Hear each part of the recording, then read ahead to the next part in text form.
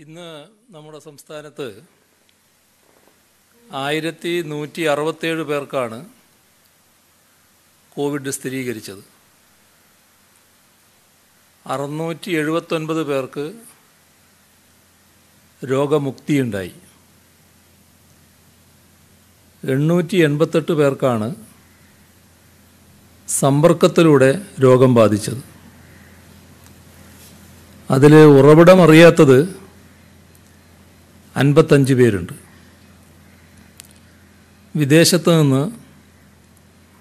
122 പേർ, മറ്റ് സംസ്ഥാനങ്ങളിൽ നിന്ന് 96 പേർ, ആരോഗ്യപ്രവർത്തകർ 33 പേരുണ്ട്. 4 മരണമാണ് ഇന്ന് റിപ്പോർട്ട് ചെയ്തത്. എറണാകുളം സ്വദേശി 72 വയസ്സുള്ള അബൂബക്കർ, കാസർഗോഡ് സ്വദേശി 70 വയസ്സുള്ള അബ്ദുറഹിമാൻ, ആലപ്പുഴയിലെ 65 വയസ്സുള്ള സൈനുദ്ദീൻ, തിരുവനന്തപുരത്ത് 65 വയസ്സുള്ള സെൽവമണി. ഇവരുടെ നിര്യാണത്തിൽ അനുശോചനം രേഖപ്പെടുത്തുന്നു. തിരുവനന്തപുരം, കോട്ടയം, മലപ്പുറം, തൃശ്ശൂർ ജില്ലകളിൽ പുതുതായി രോഗം സ്ഥിരീകരിച്ചവരുടെ എണ്ണം ഇന്ന് 100-ന് മുകളിലാണ്. പോസിറ്റീവായവരുടെ ജില്ല തിരിച്ചുള്ള കണക്ക്: തിരുവനന്തപുരം 227, കോട്ടയം 118, മലപ്പുറം 112, തൃശ്ശൂർ 109, കൊല്ലം 95, പാലക്കാട് 86, ആലപ്പുഴ 84, എറണാകുളം 70, കോഴിക്കോട് 67, പത്തനംതിട്ട 63, വയനാട് 53, കണ്ണൂർ 43, കാസർഗോഡ് 38, ഇടുക്കി 7. നെഗറ്റീവായവരുടെ ജില്ല തിരിച്ചുള്ള കണക്ക്: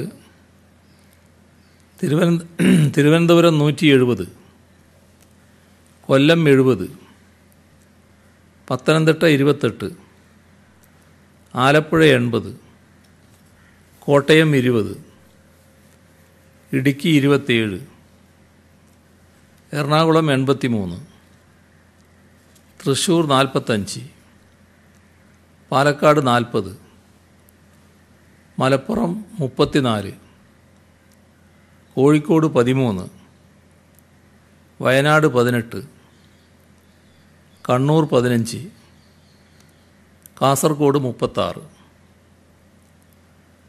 കഴിഞ്ഞ 24 മണിക്കൂറിനകം 19,140 സാമ്പിളുകളാണ് പരിശോധിച്ചത്. ഇപ്പോൾ ചികിത്സയിലുള്ളവർ 10,091. 1,167 പേരെ ഇന്ന് ആശുപത്രിയിൽ പ്രവേശിപ്പിച്ചു.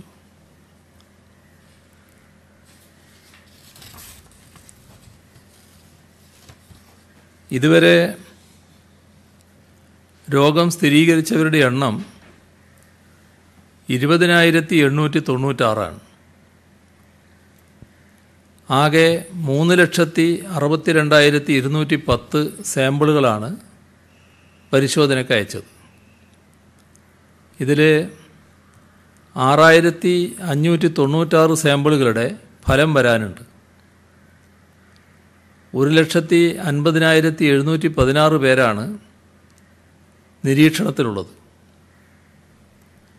ഇതുകൂടാതെ സെന്റിനൽ സർവൈലൻസിൻ്റെ ഭാഗമായി മുൻഗണനാ ഗ്രൂപ്പുകളിൽ നിന്ന് 1,16,418 സാമ്പിളുകൾ ശേഖരിച്ചു.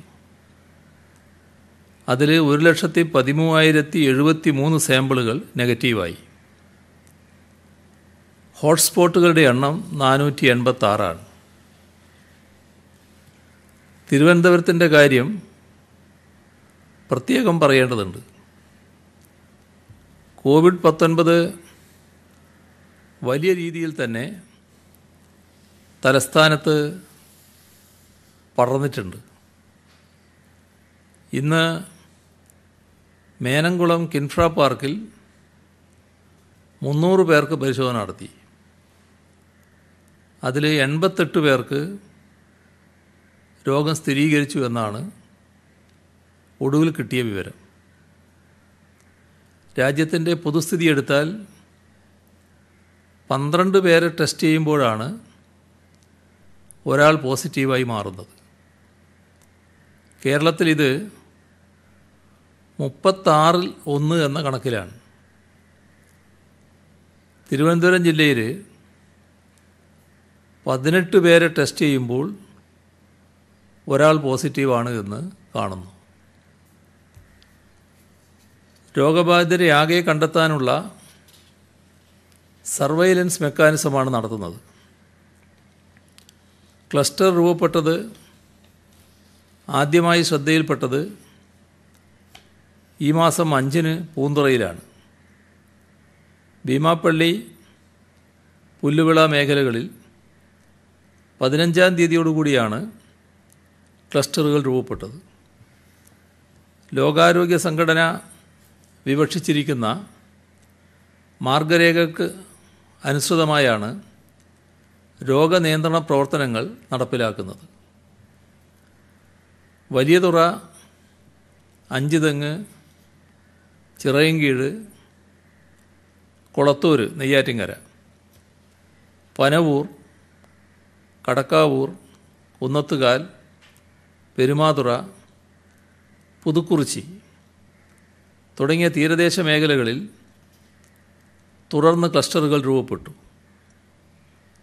പൂന്തുറയിലും പുല്ലുവിളയിലും അനുവർത്തിച്ച പ്രവർത്തന പദ്ധതിയിൽ ആവശ്യമായ മാറ്റങ്ങൾ വരുത്തി പ്രദേശത്തിന് അനുയോജ്യമായ രീതിയിൽ രോഗനിയന്ത്രണ നിർവ്യാപന പ്രവൃത്തികൾ ഈ മേഖലകളിൽ നടപ്പാക്കുകയാണ്. തീരദേശത്തിന് പുറമെ പാറശാല, കുന്നത്തുകാൽ, പട്ടം, പെരുങ്കിടവിള, ബാലരാമപുരം, കാട്ടാക്കട പ്രദേശങ്ങളിലും രോഗബാധ അധികരിച്ച് കാണുന്നുണ്ട്. ഈ പ്രദേശങ്ങൾക്ക് ഓരോന്നിനും അനുയോജ്യമായ രോഗനിർണയ നിർവ്യാപന ബോധവൽക്കരണ പ്രവർത്തനങ്ങൾ നടപ്പിലാക്കി വരുന്നുണ്ട്. ഇതുവരെ 39,809 റുട്ടീൻ RT-PCR ടെസ്റ്റുകളാണ് തിരുവനന്തപുരം ജില്ലയിൽ ചെയ്തിട്ടുള്ളത്. ഇതിനു പുറമെ സാമൂഹ്യ വ്യാപനമുണ്ടോ എന്നറിയുവാനായി 6,983 പൂൾഡ് സെന്റിനൽ സാമ്പിളുകളും ചെയ്തിട്ടുണ്ട്. ഇന്നലെ 789 റുട്ടീൻ സാമ്പിളുകളും 100ഓളം പൂൾഡ് സെന്റിനൽ സാമ്പിളുകളുമാണ് ചെയ്തത്. ലോകാരോഗ്യ സംഘടന നിർദ്ദേശിച്ചിട്ടുള്ള റാപ്പിഡ് ആൻറ്റിജൻ ടെസ്റ്റ് ഈ മാസം 4 മുതലാണ് ജില്ലയിൽ ആരംഭിച്ചത്. ഇതുവരെ 24,823 ടെസ്റ്റുകൾ ചെയ്തിട്ടുണ്ട്. 1,882 സാമ്പിളുകളാണ് ഇന്നലെ പരിശോധിച്ചത്. പുല്ലുവിള ഉൾപ്പെടുന്ന കടലോര മേഖലയിൽ ഇന്ന് 1,150 ആൻറ്റിജൻ ടെസ്റ്റാണ് നടത്തിയത്. കോട്ടയം ജില്ലയിൽ ഏറ്റുമാനൂർ മേഖലയിൽ രോഗബാധിതരുടെ എണ്ണം വർദ്ധിക്കുകയാണ്. ഇന്നലെ ഏറ്റുമാനൂർ പച്ചക്കറി മാർക്കറ്റിൽ ആൻറ്റിജൻ പരിശോധനയ്ക്ക് വിധേയരായ 67 പേരിൽ 45 പേർക്കും രോഗം സ്ഥിരീകരിച്ചിരുന്നു. ഇവിടുത്തെ രോഗബാധിതരിൽ ഭൂരിഭാഗം പേർക്കും ലക്ഷണങ്ങളില്ലാത്തതും സാഹചര്യത്തിൻ്റെ ഗൗരവം വർദ്ധിപ്പിക്കുകയാണ്. ഏറ്റുമാനൂർ മുനിസിപ്പാലിറ്റിയിൽ നിലവിൽ കണ്ടെയ്ൻമെൻറ്റുകളായ 27 വാർഡുകളൊഴികെയുള്ള എല്ലാ വാർഡുകളും കാണക്കാരി, മാഞ്ഞൂർ, അയർക്കുന്നം, അതിരമ്പുഴ ഗ്രാമപഞ്ചായത്തുകളിലെ എല്ലാ വാർഡുകളും ഉൾപ്പെടുത്തി പ്രത്യേക ക്ലസ്റ്റർ പ്രഖ്യാപിച്ചിട്ടുണ്ട്. എറണാകുളം ജില്ലയിലെ ആലുവ കീഴ്മാട് പ്രദേശത്ത് രോഗവ്യാപനം തുടരുകയാണ്. ചെല്ലാനം ക്ലസ്റ്ററിലെ കേസുകൾ കുറഞ്ഞിട്ടുണ്ട്. പട്ടാമ്പി ക്ലസ്റ്ററിൽ നിന്ന് തൃശ്ശൂരിൽ സമ്പർക്ക രോഗബാധിതരാകുന്നവരുടെ എണ്ണം വർദ്ധിച്ചു. പാലക്കാട് ജില്ലയിൽ പട്ടാമ്പിയിലും സമീപ പ്രദേശങ്ങളിലും ഇതുവരെ ആകെ 3703 പേരിലാണ് പരിശോധന നടത്തിയത്. ഇന്നലെ വരെ 271 പേർക്ക് രോഗം കണ്ടെത്തി. പട്ടാമ്പിയിൽ റാപ്പിഡ് റെസ്പോൺസ് ടീം ഇതുവരെ 7000 വീടുകളിലാണ് സർവേ നടത്തിയത്. 122 പേർക്ക് ലക്ഷണം കണ്ടെത്തുകയും ആൻറ്റിജൻ പരിശോധന നടത്തുകയും ചെയ്തു. ഇതിൽ 10 പേർക്ക് രോഗം സ്ഥിരീകരിച്ചിട്ടുണ്ട്. മലപ്പുറം ജില്ലയിൽ ഏറ്റവും കൂടുതൽ രോഗം സ്ഥിരീകരിക്കുന്നത് കൊണ്ടോട്ടിയിലാണ്. കോഴിക്കോട് മെഡിക്കൽ കോളേജ് ആശുപത്രിയിൽ കഴിഞ്ഞ ദിവസം 3 ആരോഗ്യ പ്രവർത്തകർക്ക് രോഗം സ്ഥിരീകരിച്ചതോടെ മുഴുവൻ ആരോഗ്യ പ്രവർത്തകർക്കും ടെസ്റ്റ് നടത്താൻ തീരുമാനിച്ചു. ജില്ലയിൽ കഴിഞ്ഞ ദിവസം 12 അതിഥി തൊഴിലാളികൾക്ക് രോഗം സ്ഥിരീകരിച്ചു. തിരികെ വരുന്ന അതിഥി തൊഴിലാളികളുടെ വിവരങ്ങൾ ജില്ലാ ലേബർ ഓഫീസിൽ അറിയിക്കണമെന്ന് നിർദ്ദേശം നൽകിയിട്ടുണ്ട്. വിവാഹ ചടങ്ങുകളിലും മരണാനന്തര ചടങ്ങുകളിലും പങ്കെടുക്കുന്നവരുടെ എണ്ണം കർശനമായി കുറക്കുന്നതിന് സംവിധാനം ഏർപ്പെടുത്തി. 20-ലധികം പേർ ചടങ്ങുകളിൽ പങ്കെടുക്കാൻ പാടില്ല. വാർഡ് RRTകളുടെ സാക്ഷ്യപത്രത്തിൻ്റെ അടിസ്ഥാനത്തിൽ മാത്രമേ വിവാഹം, മരണം എന്നിവയുടെ സർട്ടിഫിക്കറ്റ് തദ്ദേശ സ്ഥാപനങ്ങൾ നൽകുകയുള്ളൂ. ചെക്കിയാട് പഞ്ചായത്തിൽ വിവാഹ ചടങ്ങിൽ പങ്കെടുത്ത 30-ലധികം പേർക്ക് കോവിഡ് സ്ഥിരീകരിച്ചു. അതോടെയാണ് നിയന്ത്രണം കർക്കശമാക്കിയത്. വയനാട് ജില്ലയിൽ തവിഞ്ഞാൽ പഞ്ചായത്തിലെ വാളാട് ആശങ്കാജനകമായ സാഹചര്യമാണ് നിലനിൽക്കുന്നത്. ഒരു മരണാനന്തര ചടങ്ങിൽ പങ്കെടുത്ത ഒരു കുടുംബത്തിലെ 8 പേർക്കാണ് ഇന്നലെ കോവിഡ് സ്ഥിരീകരിച്ചത്. തുടർന്ന് 98 പേരുടെ സാമ്പിൾ എടുത്ത് പരിശോധിച്ചു. അതിൽ 43 പേർ കൂടി പോസിറ്റീവായി. പഞ്ചായത്ത് ഇന്നലെ കണ്ടെയ്ൻമെൻറ്റ് സോണായി പ്രഖ്യാപിച്ചിട്ടുണ്ട്. കോഴിക്കോട് മെഡിക്കൽ കോളേജിൽ മരിച്ച വാളാട് സ്വദേശിയുടെ മരണാനന്തര ചടങ്ങിന് ശേഷം അടുത്ത ദിവസങ്ങളിൽ നാട്ടിൽ 2 വിവാഹ ചടങ്ങുകൾ കൂടി നടന്നു. ആ ചടങ്ങുകളിൽ നിരവധി പേർ പങ്കെടുക്കുകയും ചെയ്തു. ഇതാണ് വ്യാപനം കൂടാൻ ഇടയാക്കിയത്. ഈ ചടങ്ങുകളിൽ പങ്കെടുത്ത എല്ലാവരോടും ആരോഗ്യവകുപ്പിൽ റിപ്പോർട്ട് ചെയ്യാൻ നിർദ്ദേശം നൽകി. ലാർജ് ക്ലസ്റ്ററിലേക്ക് നീങ്ങുന്ന ബത്തേരിയിലും കൂടുതൽ രോഗബാധ റിപ്പോർട്ട് ചെയ്തിട്ടുണ്ട്. വ്യാപാര സ്ഥാപനത്തിൻ്റെ ഈ സമ്പർക്ക വ്യാപനത്തിന് കാരണമായ മൊത്ത വ്യാപാര സ്ഥാപനത്തിൻ്റെ ലൈസൻസ് റദ്ദാക്കി. അയൽ സംസ്ഥാനങ്ങളിൽ നിന്ന് തുടർച്ചയായി ചരക്ക് ലോറികൾ വരുന്ന സ്ഥാപനമാണിത്. കണ്ണൂർ ജില്ലയിൽ കോവിഡ് പ്രതിരോധ നടപടികൾ ശക്തിപ്പെടുത്തുന്നതിൻ്റെ ഭാഗമായി സന്നദ്ധ സംഘടനകൾ, ക്ലബ്ബുകൾ, വായനശാലകൾ, റെസിഡൻസ് അസോസിയേഷനുകൾ, മറ്റു കൂട്ടായ്മകൾ എന്നിവയുടെ പ്രവർത്തനങ്ങളുമായി ബന്ധപ്പെട്ട് പുതിയ മാർഗനിർദ്ദേശങ്ങൾ പുറപ്പെടുവിച്ചു. ആളുകൾ കൂടുന്ന എല്ലാ പരിപാടികളും ഒഴിവാക്കാനാണ് നിർദ്ദേശം നൽകിയിരിക്കുന്നത്. കണ്ണൂരിൽ ആശുപത്രികളിൽ കോവിഡ് ഇതര ചികിത്സക്കെത്തുന്നവരിൽ നിന്ന് കോവിഡ് പകരുന്ന സാഹചര്യം ഉണ്ടായിട്ടുണ്ട്. കോവിഡ് ഇതര ചികിത്സ നടത്തുന്ന എല്ലാ സർക്കാർ സ്വകാര്യ ആശുപത്രികളും ആവശ്യമായ സുരക്ഷാ മുൻകരുതൽ സ്വീകരിക്കാൻ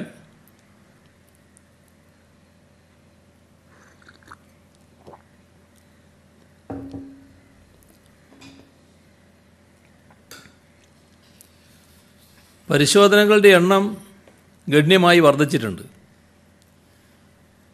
പരിശോധനകളുടെ എണ്ണം കുറയുന്നു, ഫലം വരാൻ വൈകുന്നുവെന്ന് ചില ആക്ഷേപങ്ങൾ നിങ്ങൾ തന്നെ നേരത്തെ ഉന്നയിച്ചിരുന്നല്ലോ.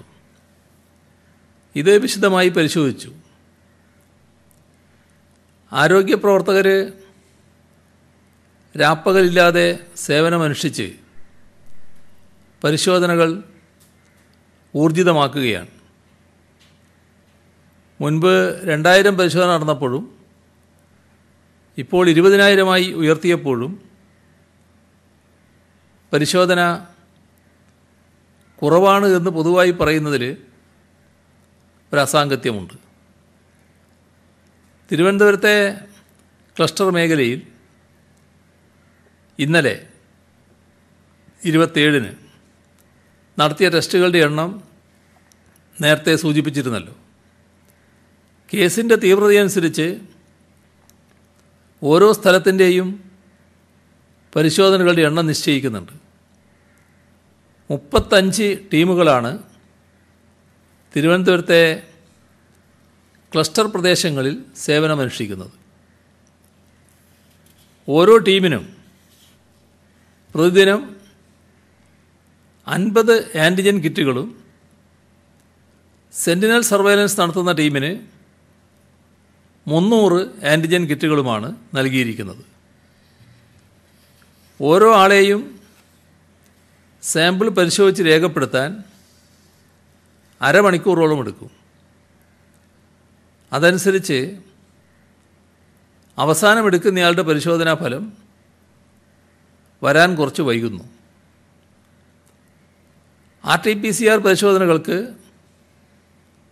സ്ഥലങ്ങളിലെ സാമ്പിളുകൾ ഒരു ലാബിൽ വരുമ്പോൾ തരംതിരിച്ച് ലേബൽ ഒട്ടിച്ച് രജിസ്റ്റർ ചെയ്ത് കമ്പ്യൂട്ടറിൽ എൻ്റർ ചെയ്താണ് പരിശോധനാ പ്രക്രിയയിലേക്ക് കടക്കുന്നത്.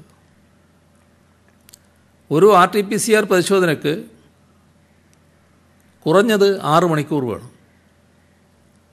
പരിശോധന ICMRൻ്റെ ഗൈഡ് ലൈൻ അനുസരിച്ച് മാത്രമേ നടത്താൻ കഴിയൂ. ഏതെങ്കിലും ഫലത്തിൽ സംശയം തോന്നിയാൽ വീണ്ടും അത്രയും സമയമെടുക്കും. റിപ്പീറ്റ് പരിശോധന ചിലപ്പോൾ അന്ന് തന്നെ ചെയ്യാൻ കഴിയില്ല. വീണ്ടും സംശയം വന്നാൽ ആലപ്പുഴ NIVയിൽ അയച്ച് വ്യക്തത വരുത്തും. ഫലം ആരോഗ്യവകുപ്പിൻ്റെ മോണിറ്ററിംഗ് പോർട്ടലിലാണ് അപ്ലോഡ് ചെയ്യുന്നത്. പോസിറ്റീവായാൽ അത് ജില്ലകളിലെ ജില്ലാ മെഡിക്കൽ ഓഫീസർമാർക്കും ജില്ലാ സർവൈലൻസ് ഓഫീസർക്കും ഈ ഫലം നേരിട്ട് കാണാം. ഇതനുസരിച്ച് അവർ തുടർ നടപടി സ്വീകരിക്കുന്നു. 14 ജില്ലകളിലെയും ഫലം സ്റ്റേറ്റ് കൺട്രോൾ റൂമിലെത്തും. അതാണ് സംസ്ഥാനത്തെ ആകെ കണക്കായി വരുന്നത്. നെഗറ്റീവായാൽ ജില്ലാ കൺട്രോൾ റൂമിലേക്കും സംസ്ഥാന കൺട്രോൾ റൂമിലേക്കുമാണ് അയക്കുക. ശ്വാസതടസ്സമുള്ളവർ, ഗർഭിണികൾ, എയർപോർട്ട് ജീവനക്കാർ, ഗുരുതര രോഗമുള്ളവർ എന്നീ വിഭാഗക്കാർക്ക് മുൻഗണന നൽകി എമർജൻസിയായി പരിശോധനാ ഫലം നൽകാറുണ്ട്. 24 മണിക്കൂറും പ്രവർത്തിക്കുന്നതാണ് മിക്ക ലാബുകളും. ഇന്നലെ മാത്രം 7012 RT-PCR റൂട്ടീൻ സാമ്പിളുകളാണ് പരിശോധിച്ചത്. PPE കിറ്റ് ധരിച്ച് ഏറെ പ്രയാസം അനുഭവിച്ചാണ് ജീവനക്കാർ ബത്തേരിയിൽ മരണപ്പെട്ട വ്യക്തിയുടെ മൃതദേഹം കൊണ്ടുപോകാൻ തടസ്സമുള്ളതുകൊണ്ട് വാരാമ്പറ്റ പള്ളി ഖബർസ്ഥാനത്തിൽ മറവ് ചെയ്യാൻ മഹല്ല് കമ്മിറ്റി സമ്മതിക്കുകയായിരുന്നു. കമ്മിറ്റി ഭാരവാഹികളും ജനപ്രതിനിധികളും സന്നദ്ധ പ്രവർത്തകരും ഒത്തൊരുമയോടെയാണ് കോവിഡ് സ്ഥിരീകരിച്ച വ്യക്തിയുടെ മൃതദേഹം മറവ് ചെയ്യാൻ മുന്നിൽ നിന്നത്.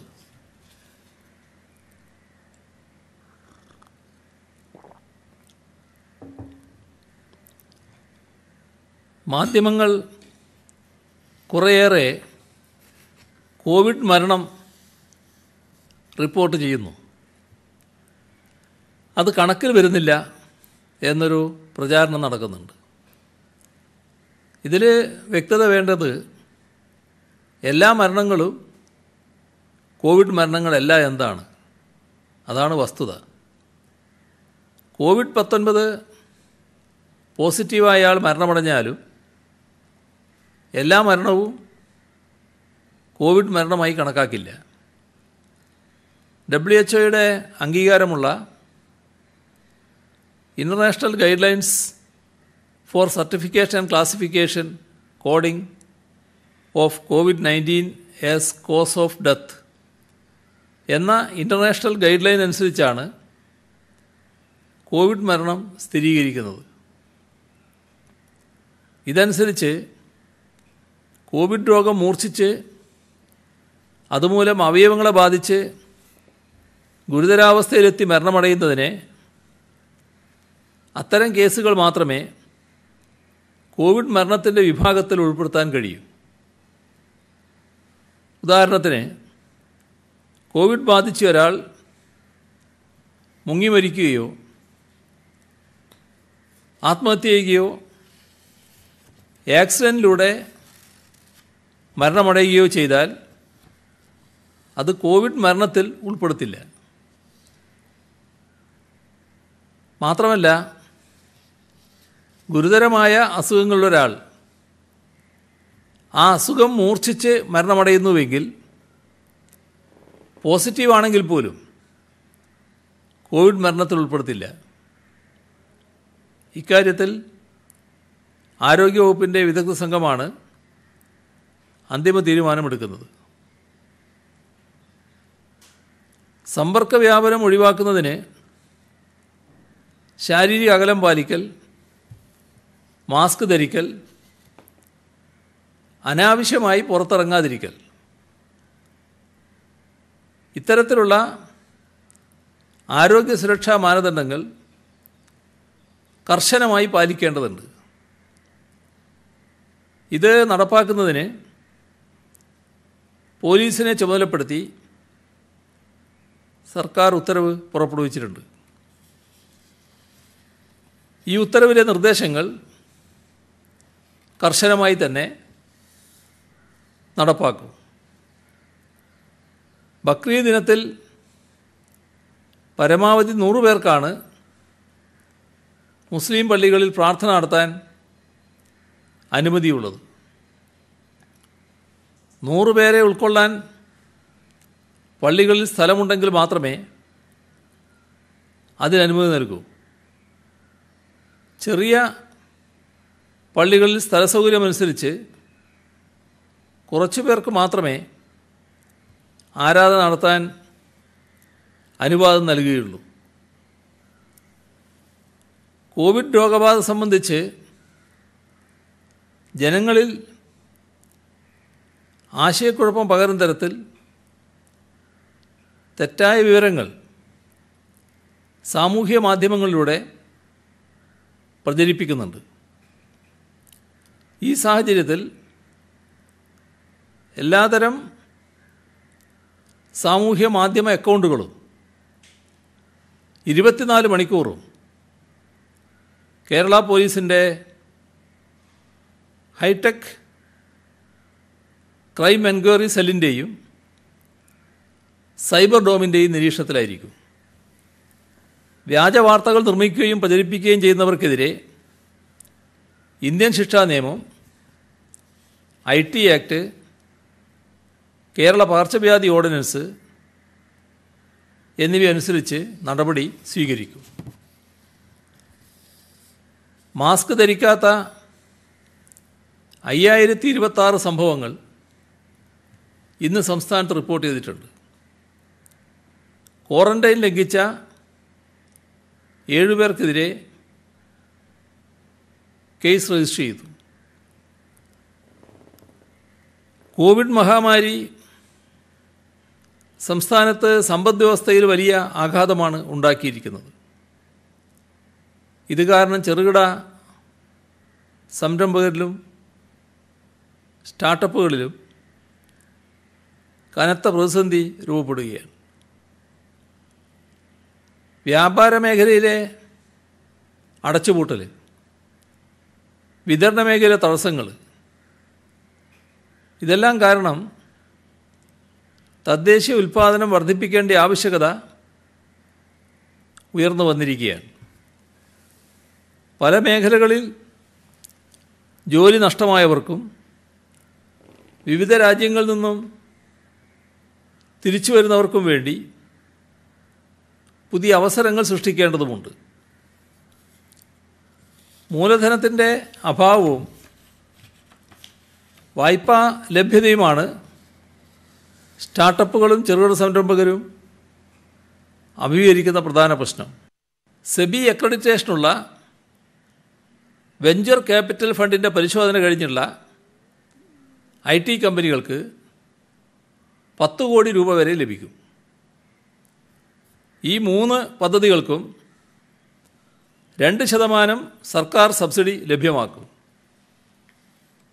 അതിലും ഫലത്തിൽ 7% പലിശ. വേറൊരു കാര്യം, ലൈഫ് ഭവന നിർമ്മാണ പദ്ധതിയിൽ ആദ്യഘട്ടത്തിൽ പട്ടികയിൽ ഉൾപ്പെടാതെ പോയ ഭവനരഹിതരും ഭൂരഹിതരുമായ ആളുകൾ, അവർക്ക് അപേക്ഷിക്കാൻ അവസരം ഒന്നുകൂടി വേണമെന്ന ആവശ്യം എല്ലായിടങ്ങളിൽ നിന്നും ഉയർന്നിരുന്നു.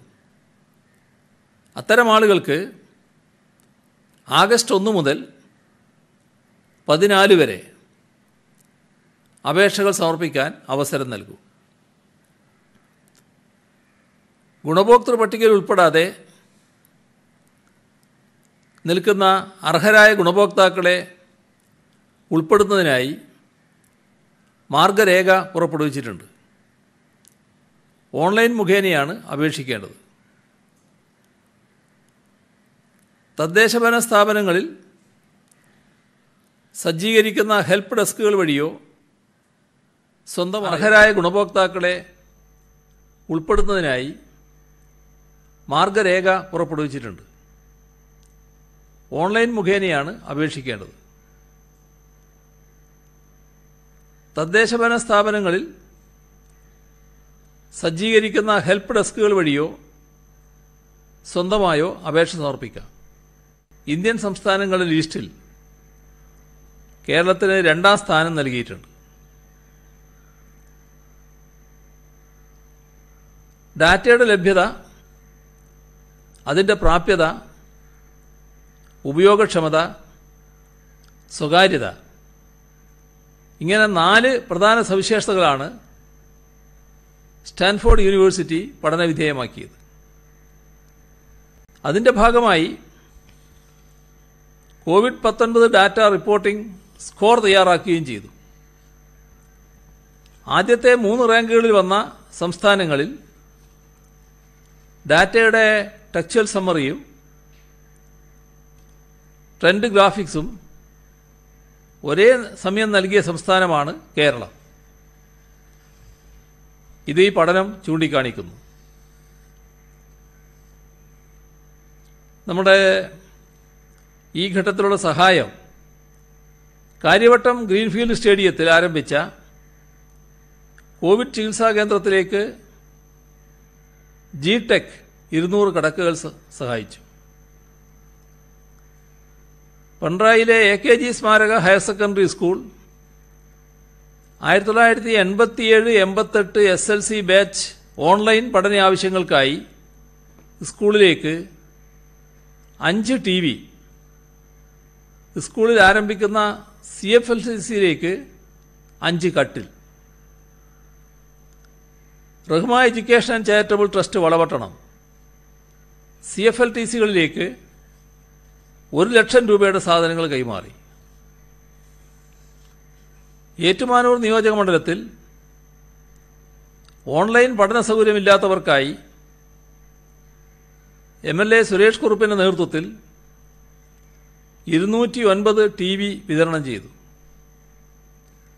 വരും ദിവസങ്ങളിൽ 31 TV കൂടി വിതരണം ചെയ്യും എന്നറിയിച്ചിട്ടുമുണ്ട്. Payyoli vocational higher secondary school PTA committee 50 വിദ്യാർത്ഥികൾക്ക് TV വിതരണം ചെയ്തു. LIC എംപ്ലോയീസ് കോട്ടയം ഡിവിഷൻ വനിതാ സബ് കമ്മിറ്റി ഓൺലൈൻ പഠന ആവശ്യങ്ങൾക്കായി 37 TVകൾ വിവിധ തദ്ദേശഭരണ സ്ഥാപനങ്ങൾക്ക് കൈമാറി. ഇനി മുഖ്യമന്ത്രിയുടെ ദുരിതാശ്വാസ നിധിയിലേക്കുള്ള സഹായമാണ്. അമ്പലപ്പുഴ സൗത്ത് പഞ്ചായത്ത് 10 ലക്ഷം, കേരളത്തിലെ കേന്ദ്ര ഗവൺമെൻറ് പെൻഷൻകാരുടെ സംഘടനയായ CGPA കേരള 7,20,000 രൂപ,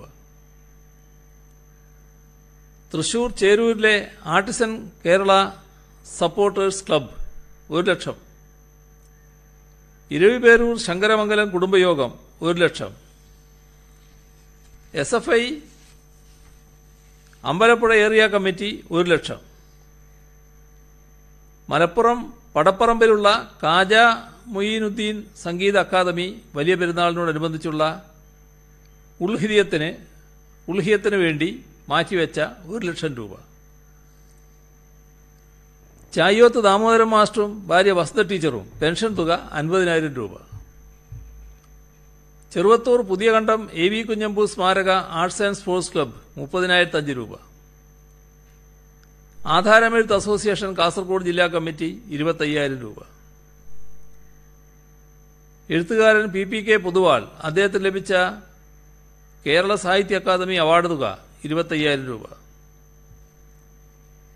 കേരള പ്രവാസി സംഘം കയ്യൂർ കുക്കോട് യൂണിറ്റ് 25,000 രൂപ,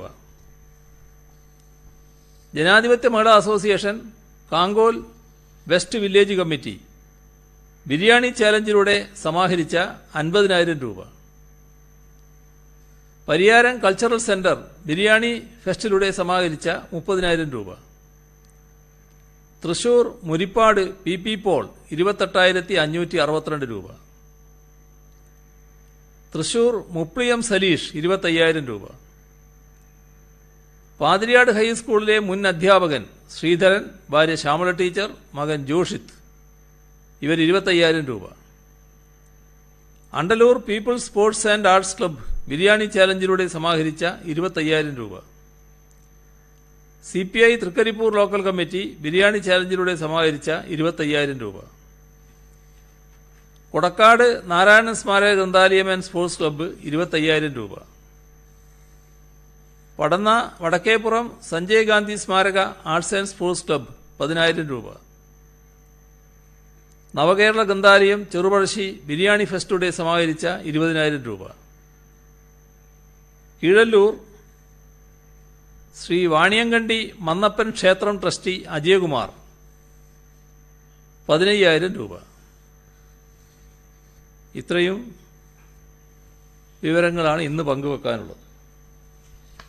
CM, തിരുവനന്തപുരം നഗരത്തിലെ നിലവിലെ ലോക്ക്ഡൌൺ ഇന്ന് അവസാനിക്കുകയാണ്. ഇന്നലെ CM പറഞ്ഞത് ചീഫ് സെക്രട്ടറിയോട് ഇത് സംബന്ധിച്ച റിപ്പോർട്ട് നൽകാൻ ആവശ്യപ്പെട്ടിട്ടുണ്ടെന്നാണ്. അങ്ങനെ റിപ്പോർട്ട് നൽകിയിട്ടുണ്ടോ? എന്താണ് നഗരത്തിലെ ലോക്ക്ഡൌണിന്റെ സ്ഥിതി?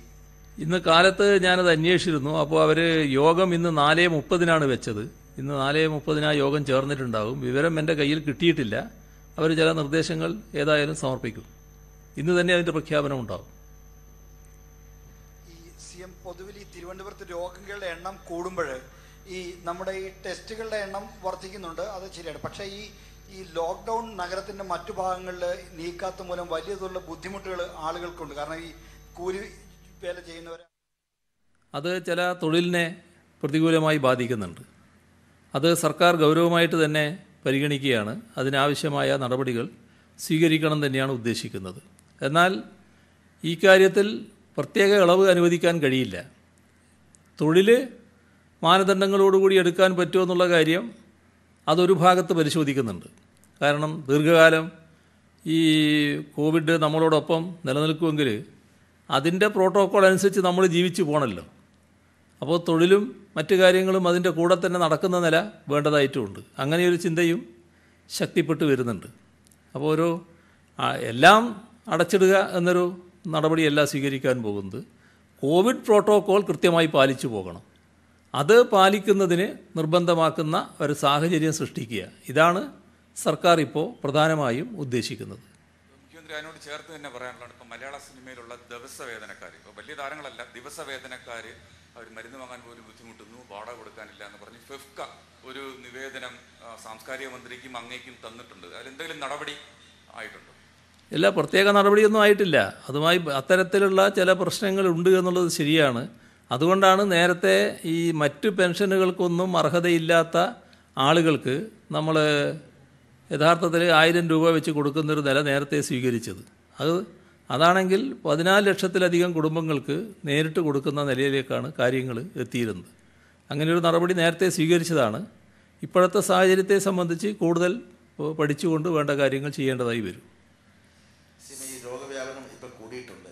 അപ്പോൾ ഈ ആരോഗ്യ പ്രവർത്തകരെ അസൈൻ ചെയ്യുന്ന ആരോഗ്യവകുപ്പ് ജീവനക്കാർ ജോലി ഏറ്റെടുക്കാത്ത ഒരു സാഹചര്യം ചിലരിലുണ്ട്.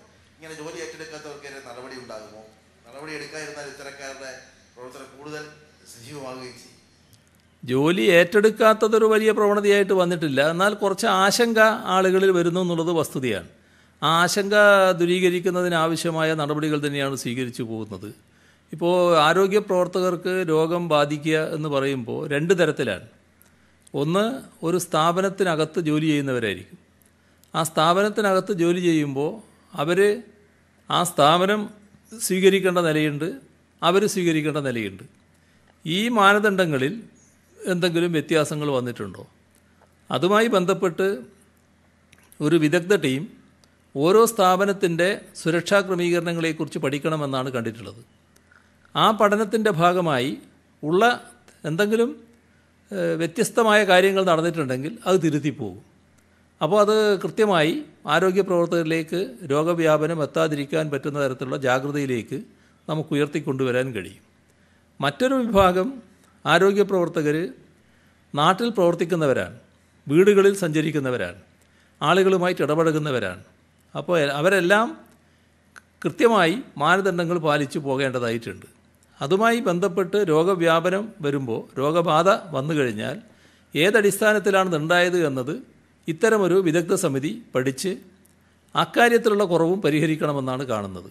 കാരണം ഇത് നമ്മൾ ഈ പ്രവർത്തനം അവസാനിപ്പിക്കാൻ പെട്ടെന്ന് കഴിയുന്നതല്ല, ദീർഘനാൾ പ്രവർത്തനം തുറന്നു പോകേണ്ടതായിട്ടുണ്ട്. അപ്പോൾ കൃത്യമായ ആ പ്രോട്ടോക്കോൾ അംഗീകരിച്ച് പോവുക എന്നതാണ് ഏറ്റവും പ്രധാനം. അതിനാണ് നമ്മൾ ശ്രദ്ധിക്കുന്നത്. ഇടുക്കിയിൽ നിന്ന് ഇന്ന് വന്നത് ആന്റിജൻ പരിശോധനയുടെ ഫലമാണ്. കോട്ടയത്ത് കൊടുത്തിട്ടാണ് ഇടുക്കിയിലെ പരിശോധന നടന്നത്. 817 പരിശോധനാ ഫലങ്ങൾ കിട്ടാനുണ്ട്. മെഡിക്കൽ കോളേജ് ലാബ് ആരംഭിക്കുമെന്ന് പറഞ്ഞിട്ട് അതിൻ്റെ നടപടികളൊന്നും ആയിട്ടില്ല. ഈ ലാബില്ലാത്തതുകൊണ്ട് അവിടെ പരിശോധനാ ഫലം വൈകുന്നു എന്നൊരു പരാതിയുണ്ട്. ലാബ് ആരംഭിക്കാനുള്ള നടപടികൾ അതിവേഗതയിൽ തന്നെ ആരോഗ്യവകുപ്പ് സ്വീകരിച്ചു വരുന്നുണ്ട്. അതിൽ നല്ല ജാഗ്രത അവർ പാലിക്കുന്നുണ്ട്. ഈ KSRTCയിലെ ലൈൻ സ്റ്റാഫിനെല്ലാം പരിശോധന നടത്തണമെന്നൊരു ആവശ്യം വന്നിട്ടുണ്ട്. അത് പരിഗണിക്കുമോ? അല്ല, നമ്മൾ സെന്റിനൽ സർവൈലൻസിൻ്റെ ഭാഗമായി പരിശോധന നടത്തുമ്പോൾ പല വിഭാഗങ്ങൾക്കും പരിശോധന വേണ്ടതായിട്ട് വരും. അത്തരം പരിശോധനകൾ ഓരോ വിഭാഗത്തിനായി നടത്തിക്കൊണ്ടിരിക്കുകയാണ്. അതിൽ ഇന്നയാളെ ഒഴിവാക്കുക എന്ന നിലയല്ല, അന്ന് ആവശ്യമായി വരുന്ന എല്ലാവരെയും പരിശോധിക്കുക എന്നുള്ളത് തന്നെയാണ് സമീപനം.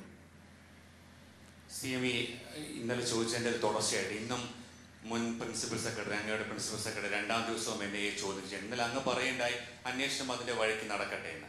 പക്ഷേ ഇന്ന് പ്രതിപക്ഷ നേതാവ് പറയുന്നത് ആ ചോദ്യം ചെയ്യൽ അതങ്ങനെ നടക്കുന്നും ഒഴിവാക്കാൻ പറ്റില്ല. അഴിമതിയുടെ എല്ലാം പ്രഭവ കേന്ദ്രം മുഖ്യമന്ത്രിയുടെ ഓഫീസ് തന്നെയാണ്, അങ്ങയുടെ രാജി തന്നെയാണ് ആവശ്യപ്പെടുന്നത്. പ്രതിപക്ഷ നേതാവ് ഇന്നും മുന്നോട്ട് വയ്ക്കേണ്ടത്. അദ്ദേഹത്തിൻ്റെ പ്രത്യേക മാനസിക നിലക്ക് എനിക്ക് മറുപടി പറയാൻ പറ്റുമോ? അദ്ദേഹത്തിൻ്റെ പ്രത്യേക മാനസിക നിലയുണ്ട്. ആ മാനസിക നില വെച്ചുകൊണ്ട് എങ്ങനെയെങ്കിലും കേരളത്തിൻ്റെ മുഖ്യമന്ത്രി സ്ഥാനമൊന്ന് ഒഴിഞ്ഞു കിട്ടണമെന്ന് അദ്ദേഹം ചിന്തിക്കുന്നുണ്ടാവും. ആ ചിന്തയൊക്കെ യാഥാർത്ഥ്യമാകാൻ പോകുന്നുണ്ടോ? അതിന് ഞാനെന്ത് പറയാനാണ്? ഓരോ ദിവസവും അങ്ങനെ കുറേ സ്റ്റേറ്റ്മെൻറ്റുകൾ അദ്ദേഹം നടത്തുന്നുണ്ടാവും. അതിനെക്കുറിച്ച് നിങ്ങൾ ഓരോ ദിവസവും എന്നോട് ചോദിക്കുകയാണ്, ഞാൻ എന്ത് പ്രതികരിക്കും അതിനെപ്പറ്റി? അദ്ദേഹത്തിൻ്റെ ആ മാനസിക നിലയെക്കുറിച്ച് എനിക്ക് പ്രതികരിക്കാൻ പറ്റുമോ? ഇതിലിപ്പോൾ അറസ്റ്റ് ആയാലും വിട്ടയക്കാലും ഒക്കെ അത് അന്വേഷണത്തിന്റെ വഴി എന്നാണ് സർക്കാർ കാണുന്നത്. അത് ഞാൻ എത്രയോ വട്ടം വ്യക്തമാക്കിയതല്ലേ, ഈ ഒരു തവണയല്ലോ, എത്രയോ തവണയായി ഞാൻ വ്യക്തമായിക്കൊണ്ടിരിക്കുന്ന കാര്യമല്ലേ. അതെങ്ങനെ സർക്കാരിനെ ബാധിക്കും? പ്രതിപക്ഷ നേതാവ് ഉന്നയിച്ച മറ്റൊരു കാര്യം, ഈ ശബരിമല വിമാനത്താവളവുമായി ബന്ധപ്പെട്ട് ഈ ലൂയി അദ്ദേഹം ഒരു ആക്ഷേപം ഉന്നയിക്കുകയാണ്. അതായത് അത് എന്തോ ഒരു കുഴപ്പം പിടിച്ച ഏജൻസിയാണ്, അത് സ്ഥലം പോലും കാണാതെയാണ് അവർ റിപ്പോർട്ട് കൊടുത്തതെന്നൊക്കെ. ഇക്കാര്യത്തിൽ എന്തെങ്കിലും CM പ്രതികരിക്കും? ശബരിമല വിമാനത്താവളം വേണമെന്ന് എല്ലാവരും ആഗ്രഹിക്കുന്ന കാര്യമാണ്. അത് ശബരിമലയുമായി ബന്ധപ്പെട്ട് താല്പര്യമുള്ളവരെല്ലാം നമ്മുടെ രാജ്യത്തിൻ്റെ വിവിധ ഭാഗങ്ങളിൽ നിന്ന് ശബരിമലയിലെത്തുന്നവർക്ക് അവിടെ ഒരു വിമാനത്താവളം വേണമെന്ന് ആഗ്രഹമുണ്ട്. അതിൻ്റെ ഭാഗമായാണ് ഈ വിമാനത്താവള പ്രപ്പോസൽ നേരത്തെ സ്വീകരിച്ചത്. അപ്പോൾ അങ്ങനെ വിമാനത്താവളം വരുമ്പോൾ എവിടെയാണ് പറ്റിയ സ്ഥലം എന്ന് പരിശോധിച്ചപ്പോൾ അതിൽ കണ്ടതാണ് ഈ ചെറുവള്ളി എസ്റ്റേറ്റാണ് പറ്റിയ സ്ഥലം എന്നുള്ളത്. അത് യഥാർത്ഥത്തിൽ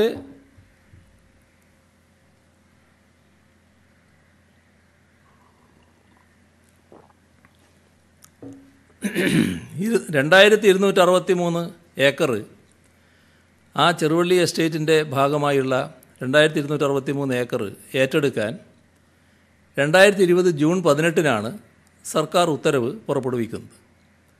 അപ്പോൾ എരുമേലി സൗത്ത്, മണിമല വില്ലേജുകളിലെ ഭൂമിയാണ് ഏറ്റെടുക്കാൻ ഉദ്ദേശിക്കുന്നത്. ഈ ഭൂമി ഹാരിസൺ മലയാളം പ്ലാന്റേഷൻ്റെ കയ്യിലുണ്ടായിരുന്നതും പിന്നീട് കൈമാറ്റം ചെയ്യപ്പെട്ടതുമാണ്. ഹാരിസൺ മലയാളം പ്ലാന്റേഷൻ്റെ ഉടമസ്ഥയെക്കുറിച്ച് തർക്കമുണ്ട്. പ്രസ്തുത ഭൂമി സർക്കാരിന് ഉടമസ്ഥയുള്ളതാണെന്ന് കാണിച്ച് പാലാ സബ് കോടതിയിൽ സിവിൽ സ്യൂട്ട് നിലവിലുണ്ട്. നേരത്തെ ഈ ഭൂമി നിയമവിരുദ്ധമായി ഹാരിസൺ മലയാളം പ്ലാന്റേഷൻ കൈവശം വെക്കുകയും കൈമാറ്റം ചെയ്യുകയും ചെയ്തുവെന്ന് സർക്കാരിൻ്റെ ഉദ്യോഗസ്ഥര സമിതി കണ്ടെത്തുകയും ചെയ്തിരുന്നു. ഇതിനെതിരെ നിലവിലെ കൈവശക്കാരായ ബിലീവേഴ്സ് ചർച്ച് ഹൈക്കോടതിയിൽ കേസ് ഫയൽ ചെയ്തു. ഭൂമിയുടെ ഉടമസ്ഥത ലാൻഡ് കൺസർവേഷൻ ആക്ട് പ്രകാരം തീരുമാനിക്കാൻ സാധിക്കില്ല എന്നും സർക്കാരിന് സിവിൽ കോടതിയിൽ അന്യായം ഫയൽ ചെയ്ത് ഉടമസ്ഥാവകാശം സ്ഥാപിക്കാമെന്നുമാണ് ഹൈക്കോടതി ഉത്തരവിട്ടത്. ഇതിനെതിരെ സർക്കാർ സുപ്രീം കോടതിയിൽ സമർപ്പിച്ച പ്രത്യേക അനുമതി ഹർജി തള്ളപ്പെട്ടു. 2020 ജൂൺ 18 പുറപ്പെടുവിച്ച ഉത്തരവിനെതിരെ ഹൈക്കോടതിയിൽ അയനാട് ട്രസ്റ്റ് റിട്ട് ഹർജി ഫയൽ ചെയ്യുകയും സർക്കാർ ഉത്തരവ് സ്റ്റേ ചെയ്യപ്പെട്ടിരിക്കുകയുമാണ്. കേസ് വീണ്ടും ആഗസ്റ്റ് 2 വാരത്തിൽ ഹിയറിങ്ങിന് വരുന്നുണ്ട്. അപ്പോൾ ഇക്കാര്യത്തിൽ സർക്കാരിൻ്റെ നിലപാട് വ്യക്തമാണ്. അതായത് ഈ ഭൂമി സർക്കാരിന് അവകാശപ്പെട്ടതാണ്. ഇത് സ്ഥാപിക്കാൻ സിവിൽ അന്യായം പാലാ സബ് കോടതിയിൽ നൽകിയിട്ടുമുണ്ട്. പക്ഷേ തർക്കം നിലനിൽക്കുകയാണ്. ആ തർക്കം നിലനിൽക്കുന്നതുകൊണ്ട് നഷ്ടപരിഹാര തുക, the right to fair compensation and transparency in land acquisition rehabilitation and 2013 പ്രകാരം നിർദ്ദിഷ്ട കോടതിയിൽ കെട്ടിവെക്കാൻ തീരുമാനിച്ചിട്ടുണ്ട്. ഉടമസ്ഥാവകാശം സംബന്ധിച്ച കേസിൻ്റെ അന്തിമ വിധി അനുസരിച്ചായിരിക്കും നഷ്ടപരിഹാരം നൽകണോ വേണ്ടയോ എന്ന് തീരുമാനിക്കുക. സാധ്യതാ പഠനത്തിനും പരിസ്ഥിതി ആഘാത പഠനത്തിനും വേണ്ടിയാണ് കൺസൾട്ടൻസിയെ നിയമിച്ചിട്ടുള്ളത്. നിയമനം സുതാര്യമായ പ്രക്രിയയിലൂടെയാണ്. 3 സ്ഥാപനങ്ങളെ സാങ്കേതിക യോഗ്യതയനുസരിച്ച് ഷോർട്ട് ലിസ്റ്റ് ചെയ്തു. അതിൽ ഏറ്റവും അധികം സ്കോർ ലഭിച്ച ലൂയി ബർഗർ എന്ന സ്ഥാപനത്തെ കൺസൾട്ടൻസിയായി തിരഞ്ഞെടുത്തു. ഉദ്യോഗസ്ഥരും സാങ്കേതിക വിദഗ്ധരും അടങ്ങിയ സമിതിയാണ് കൺസൾട്ടൻറ്റിനെ തിരഞ്ഞെടുത്തത്. ഭൂമി കയ്യിൽ കിട്ടും മുൻപ് എന്തിനാണ് കൺസൾട്ടൻറ്റിനെ നിയമിച്ചത് എന്നാണ് പ്രതിപക്ഷ നേതാവിൻ്റെ ചോദ്യം. അതൊരു നല്ല ചോദ്യമാണ്. ശബരിമല വിമാനത്താവളം ഒരിക്കലും വരാൻ പാടില്ലെന്ന് ആഗ്രഹിക്കുന്നവർക്ക് ഇങ്ങനെ ചോദിക്കാനും പറയാനും കഴിയും. കൺസൾട്ടൻറ്റിനെ നിയമിച്ചത് സാധ്യതാ പഠനത്തിനാണ്. ഭൂമി കയ്യിൽ കിട്ടുന്നതുവരെ അതിന് കാത്തിരുന്നാൽ പദ്ധതി ഗണപതി കല്യാണം പോലെയാവും. സർക്കാരിന് അവകാശപ്പെട്ട ഭൂമിയാണെന്ന് 100% ഉറപ്പുള്ളതുകൊണ്ടാണ് സാധ്യതാ പഠനം നടത്താൻ തീരുമാനിച്ചത്. അതിനൊരു പ്രയാസവും വരാനില്ല. കേരളത്തിനകത്തും പുറത്തുമുള്ള തീർത്ഥാടകരുടെ സൗകര്യം പരിഗണിച്ച് എത്രയും പെട്ടെന്ന് ഈ പദ്ധതി യാഥാർത്ഥ്യമാക്കണമെന്നാണ് സർക്കാർ ആഗ്രഹിക്കുന്നത്. ഇത് വഴിമുടക്കാൻ ആരെങ്കിലും ആഗ്രഹിക്കുന്നുണ്ടെങ്കിൽ അവർക്ക് ചെവി കൊടുത്തുകൊണ്ട് അതിനരുന്ന് നിൽക്കാൻ സർക്കാർ തയ്യാറല്ല. ഭൂമി എവിടെയുണ്ട്, അത് ഏറ്റെടുക്കാൻ കഴിയുന്നതാണ്. അത് സംബന്ധിച്ചുള്ള അവകാശ തർക്കം കോടതിയിൽ തീർക്കാൻ പറ്റും. അത്തരം കാര്യങ്ങളിൽ മറ്റു പ്രയാസങ്ങൾ ഉണ്ടാവില്ല എന്ന് തന്നെയാണ് സർക്കാരിൻ്റെ പ്രതീക്ഷ. സർക്കാരിന് അനുകൂലമായ വിധി ലഭ്യമാകുമെന്ന് തന്നെയാണ് സർക്കാർ പ്രതീക്ഷിക്കുന്നത്. CM, ഇതിൽ ഉയർന്നു വന്നിട്ടുള്ള ഒരു ആരോപണം എന്താണെന്ന് വെച്ചാൽ ഈ ചെറുവള്ളി തർക്കഭൂമിക്ക് വേണ്ടി നഷ്ടപരിഹാര തുക കെട്ടിവെക്കുന്നു. മറ്റ് നിരവധി കേസുകളും ഈ ഉടമസ്ഥാവകാശം സംബന്ധിച്ച് മറ്റു നിരവധി എസ്റ്റേറ്റുകളുമായി ബന്ധപ്പെട്ട കേസുകളിലും ഇത് അവർക്ക് അനുകൂലമാകില്ലേ എന്നുള്ള ഒരു വാദമാണ് ഉയർന്നു വന്നിട്ടുള്ളത്. അങ്ങനെ വരില്ലല്ലോ. കാരണം ഇത് സംബന്ധിച്ച് നിലവിൽ കേസ് സുപ്രീം കോടതി വരെ പോയതാണ്. ആ സുപ്രീം കോടതി വരെ പോയപ്പോൾ അതിൽ വ്യക്തമാക്കപ്പെട്ടത് സർക്കാരിൻ്റെ അവകാശം സ്ഥാപിക്കുന്നതിന് വേണ്ടി സിവിൽ സ്യൂട്ട് ഫയൽ ചെയ്യണമെന്നാണ്. അത് സിവിൽ സ്യൂട്ടിലൂടെ സ്ഥാപിച്ചെടുക്കേണ്ടതാണ്. ആ സിവിൽ സ്യൂട്ടിലാണ് ഇപ്പോൾ സർക്കാർ കേന്ദ്രീകരിച്ചിരിക്കുന്നത്. അപ്പോൾ സിവിൽ സ്യൂട്ടിലൂടെ ആ അവകാശം നമുക്ക് സ്ഥാപിച്ചെടുക്കാൻ കഴിയുമെന്ന് തന്നെയാണ് സർക്കാർ കാണുന്നത്. സർക്കാരിന് ലഭ്യമായിട്ടുള്ള നിയമോപദേശവും അതാണ്. പക്ഷേ ഈ ഭൂമി ഏറ്റെടുക്കുന്നതിന് ഇന്നത്തെ നിലയിൽ നിങ്ങൾ ആവശ്യമായ തുക നൽകാൻ തയ്യാറാണോ എന്ന് ചോദിക്കുമ്പോൾ അതിൻ്റെ തുക കെട്ടിവെക്കേണ്ടതായിട്ടുണ്ട്. അതാണ് കെട്ടിവെക്കാൻ സന്നദ്ധമാകുന്നത്. പക്ഷേ തുക നൽകുന്നത് ഈ കേസിൻ്റെ വിധിയെ അടിസ്ഥാനപ്പെടുത്തിയാണ്. കേസിൻ്റെ വിധി നമുക്ക് അനുകൂലമായിട്ട് തന്നെ വരും. അങ്ങനെ വന്നാൽ ആ തുക നമ്മുടെ കയ്യിൽ തന്നെ നിൽക്കുകയും ചെയ്യും. വിഴിഞ്ഞം കേന്ദ്രമാക്കി ഈ കപ്പലിൽ നിന്ന് മറ്റേ ക്രൂ ചേഞ്ച് നടക്കുന്നുണ്ട്. വിഴിഞ്ഞം കേന്ദ്രമാക്കി, വിഴിഞ്ഞം തുറമുഖം കേന്ദ്രമാക്കി. അപ്പോൾ ഇത് 4 തവണ നടന്നു. ഇനിയിപ്പോൾ നാളെയും കപ്പൽ വരുന്നുണ്ട്. പക്ഷേ ഈ തുറമുഖ വകുപ്പിന്റെ കയ്യിൽ ഈ ക്രൂസിനെ ഇറക്കാൻ വേണ്ടി തീരക്കടലിൽ നങ്കൂര വിടുന്ന കപ്പലിൽ നിന്ന് അവരെ ആളുകളെ ഇറക്കാൻ വേണ്ടി അവരുടെ കയ്യിൽ ടഗ്ഗില്ല. ഈ മാരിടൈം ബോർഡ് വളരെ ശ്രമകരമായി കൊണ്ടുവന്ന ഒരു പദ്ധതിയാണ്. അപ്പോൾ അവർ ഈ ഫിഷറീസ് വകുപ്പിന്റെ വാടകയ്ക്കെടുത്ത ബോട്ടുകളാണ് ഇതിനുവേണ്ടി ആശ്രയിക്കുന്നത്. ഈ ബോട്ടുകളിൽ പോയി ക്രൂസിനെ കൊണ്ടുവന്നാൽ അതിനകത്ത് അപകടമുണ്ട്. അതുപോലെ തന്നെ തുറമുഖ വകുപ്പിന്റെ 3 ടഗുകൾ അറ്റകുറ്റപ്പണി നടത്താതെ കരയിലിട്ടിരിക്കുകയാണ്. അപ്പോൾ ഇത് അങ്ങയുടെ ശ്രദ്ധയിൽപ്പെട്ടിട്ടുണ്ടോ? അതിനെന്തെങ്കിലും പരിഹാരമുണ്ടോ? അടുത്ത മാസം 6ഓളം കപ്പലുകൾ ഈ പദ്ധതിയുമായി ബന്ധപ്പെട്ട് തുറമുഖത്ത് അടുക്കുന്നു. അതുമായി ബന്ധപ്പെട്ട് കുറച്ച് സമയം വൈകി എന്നൊരു വാർത്ത എൻ്റെ ശ്രദ്ധയിൽപ്പെടുകയുണ്ടായി. ഈ പറഞ്ഞ പ്രശ്നത്തിൽ എന്താണ് നമുക്ക് തുറന്ന് ചെയ്യാൻ സാധിക്കുക എന്നുള്ളത് പരിശോധിച്ച് വേണ്ട നടപടികൾ സ്വീകരിക്കാം. ഏതായാലും അത്തരമൊരു പരിപാടിയെ നമ്മൾ പ്രോത്സാഹിപ്പിക്കേണ്ടതായിട്ടുണ്ട്. ബാക്കി നമുക്ക് പിന്നീടാകാം. ഇന്ന് സംസ്ഥാനത്ത് 1167 പേർക്കാണ് കോവിഡ് സ്ഥിരീകരിച്ചിരിക്കുന്നത്. ഇതിൽ 888 പേർക്ക് സമ്പർക്കത്തിലൂടെയാണ് രോഗബാധ. ഉറവിടമറിയാത്ത 55 കേസുകൾ ഇന്നുമുണ്ട്. 122 പേരാണ് വിദേശത്തു നിന്ന് വന്നവർ. മറ്റ് സംസ്ഥാനങ്ങളിൽ നിന്ന് വന്ന 96 പേർക്കും രോഗം സ്ഥിരീകരിച്ചു. 36 ആരോഗ്യ പ്രവർത്തകർക്കാണ് ഇന്ന് കോവിഡ് പോസിറ്റീവായിരിക്കുന്നത്. ഏറെ ആശങ്കയുണ്ടാക്കുന്ന കാര്യമാണ്. അത്രയും ഓരോ ദിവസവും തോറും ആരോഗ്യ പ്രവർത്തകർക്ക് രോഗം ബാധിക്കുന്നു എന്നുള്ളത് ഏറെ ആശങ്കയുണ്ടാക്കുന്നു. 4 മരണമാണ് ഇന്ന് റിപ്പോർട്ട് ചെയ്തിരിക്കുന്നത്. അതിലൊരാൾ എറണാകുളം സ്വദേശി അബൂബക്കറാണ്. കാസർഗോഡ് സ്വദേശി അബ്ദുറഹ്മാൻ, ആലപ്പുഴയിലെ സൈനുദ്ദീൻ, തിരുവനന്തപുരത്ത് സെൽവമണി എന്നിവരാണ് മരിച്ചതെന്നാണ് മുഖ്യമന്ത്രി വാർത്താസമ്മേളനത്തിൽ അറിയിച്ചിരിക്കുന്നത്. തിരുവനന്തപുരം, കോട്ടയം, മലപ്പുറം, തൃശൂർ ജില്ലകളിലാണ് ഇന്ന് രോഗം സ്ഥിരീകരിച്ചവരുടെ എണ്ണം 100-ന് മുകളിൽ ആയിരിക്കുന്നത്.